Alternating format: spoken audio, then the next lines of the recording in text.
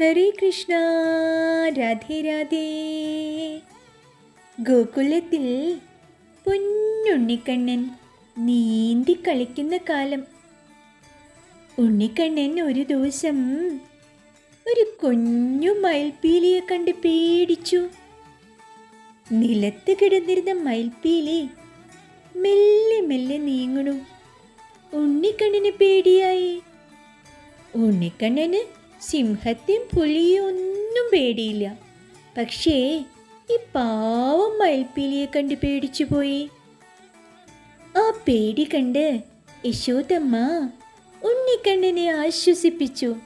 എന്നിട്ട് ആ മയിൽപ്പീലി മെല്ലെ എടുത്ത് ഉണ്ണിക്കണ്ണൻ്റെ ചുരുൾ മുടിയിൽ യശോദമ്മ കുത്തിവെച്ചു.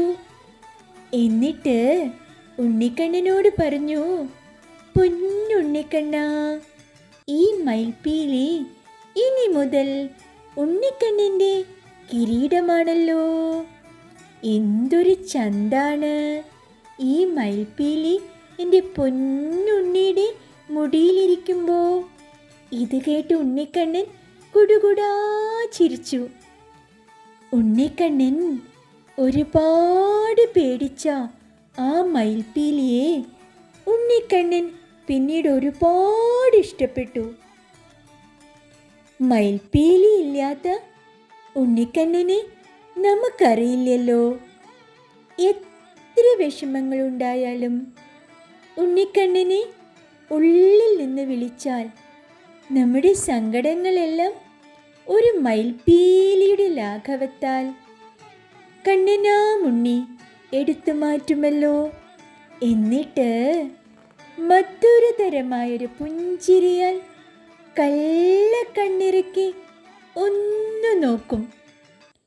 ഇളം തെന്നലിൽ ആ മയിൽപ്പീലിയുടെ ഒരു ചെറിയ അനക്കം കാണാലോ. യശോദമ്മ ഉണ്ണിക്കണ്ണന് സമ്മാനിച്ച ആ കുഞ്ഞു മയിൽപ്പീലി കിരീടം ഞങ്ങൾക്ക് സമ്മാനിക്കുന്നത് ആനന്ദതിരേകമാണല്ലോ. ഉണ്ണിക്കണ്ണ, പൊന്നുണ്ണി ഒരുപാട് ഇഷ്ടമാണ് ഞങ്ങൾക്ക്. ഹരേ കൃഷ്ണ. രാധേ രാധേ.